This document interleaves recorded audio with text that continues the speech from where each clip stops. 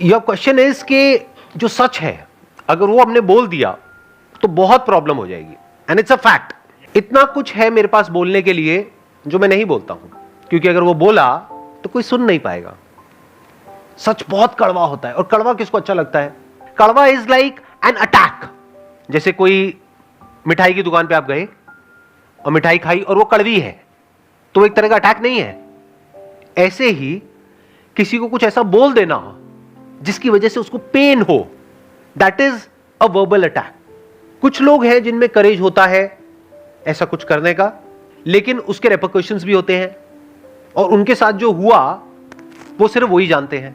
For example, किसी ने कुछ बोला और उसको जेल हो गई, तो जेल एक्चुअल में क्या होती है वो आप में से बहुत सारे लोगों को तो पता ही नहीं होगा।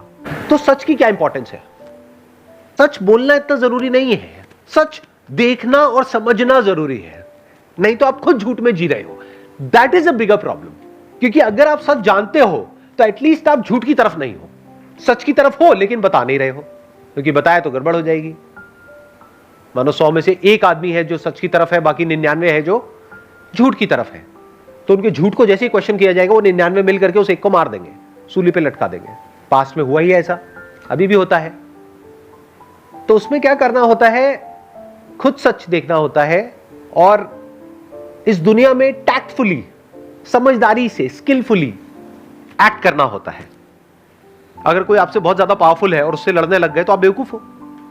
तो अब इसमें प्रॉब्लम क्या होती है कि अगर आप झूठ में जीते हो तो झूठ का कोई अंत नहीं है। झूठ का कोई एंड होता है क्या? झूठ मतलब क्या? एक कहानी, एक नैरेटिव। झूठ कुछ भी हो सकता है। अपने अंदर झांक करके देखो, आपको समझ आएगा मैं बोल क्या रहा हूं। किससे मांगना चाहिए, किससे मांगते हो, क्या मांगते हो, क्यों मांगते हो? कभी पूछते हो अपने आप से क्वेश्चंस? अब मैं आपको जवाब नहीं दे रहा, यानी मैं सच नहीं बोल रहा, क्योंकि वो आप सुन नहीं पाओगे। तो मैं क्या कर रहा हूं?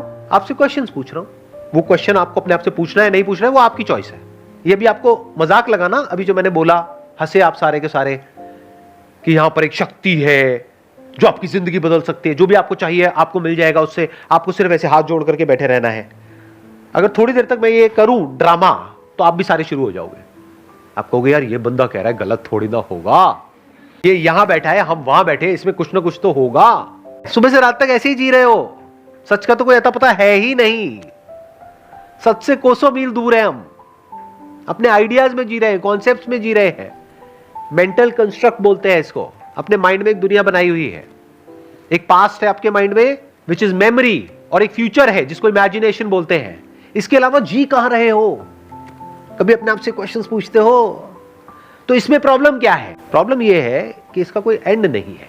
फिर आप यहां पर आकर के क्वेश्चन पूछोगे कि सर ये जो हमारा माइंड है वो बहुत ही रेस्टलेस है, ओवर थिंकिंग चलती रहती है, ऐसे ऐसी फीलिंग्स उठती रहती है, ऐसे ऐसे इमोशंस आ जाते हैं जिसकी वजह से मेरी लाइफ बहुत कॉम्प्लिकेटेड हो जाती है। मेरे पास में सब कुछ है, यानी एक टाइम पे सोचता था कि एक अच्छी सी जॉब हो जाएगी तो मजा आ जाएगा, ये हो जाएगा, वो हो जाएगा, आज सब कुछ है, लेकिन इस माइंड ने धज्जियां उड़ाई हुई है लाइफ की।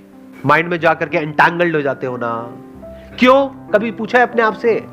क्योंकि ना तो इमेजिनेशन का कोई एंड है, कहां तक इमेजिन कर सकते हो? कुछ भी इमेजिन करते रहो और इमेजिन करके डरते रहो, उसका क्या एंड है? कैसे बचोगे उससे? सोचा है कभी? देखो, दो ऑप्शंस है, ध्यान से समझना। एक है कि आप बिल्कुल ही बेवकूफ हो, तो बोलते हैं इग्नोरेंस इज ब्लिस। जैसे जानवरों के लिए, खुद के लिए कोई प्रॉब्लम नहीं है, अगर आपने एक जानवर को पाला है तो जिसने पाला है उसके लिए प्रॉब्लम है। जानवर तो इनोसेंट है, उसको तो अपना पेट भरने से मतलब है, जब तक खाना मिल रहा है उसको कोई दिक्कत नहीं है, रहे चले जाएगा। बहुत लोग ऐसे ही होते हैं, सोचने समझने की शक्ति नहीं है, क्योंकि सारी प्रॉब्लम तब शुरू हो जाती है जब सोचने की शक्ति तो है लेकिन सही सोचना नहीं आता है। अगर आपकी थिंकिंग झूठ पर बेस्ड है तो आपको कंट्रोल करना बहुत आसान है।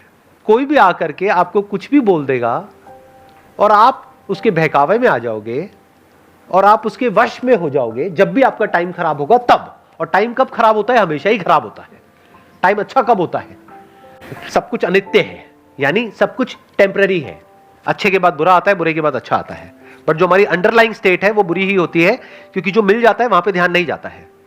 जितनी सैलरी मिल जाती है वहां पे ध्यान जाता है, या जो नहीं मिली है उस पे ध्यान जाता है, या जो साथ वाले को ज्यादा मिल गई है वहां ध्यान जाता है। जो अभी हेल्थ परफेक्ट है वहां ध्यान जाता है, मतलब हाथ पैर आंखें कान नाक सब कुछ सलामत है, वहां ध्यान जाता है। या हल्का सा दांत में कहीं पे दर्द हो रहा है वहां ध्यान जाता है।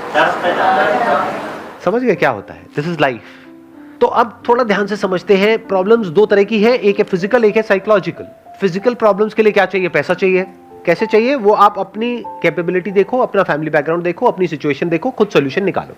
उसमें मैं या मेरे जैसा कोई भी कुछ नहीं कर सकता। और जो आकर के आपको कह रहा है कि मैं आपकी लाइफ बदल दूंगा, तो वो आपको बेवकूफ बना रहा है। इस बात को समझ जाओ, जितनी जल्दी समझ सकते हो उतनी जल्दी।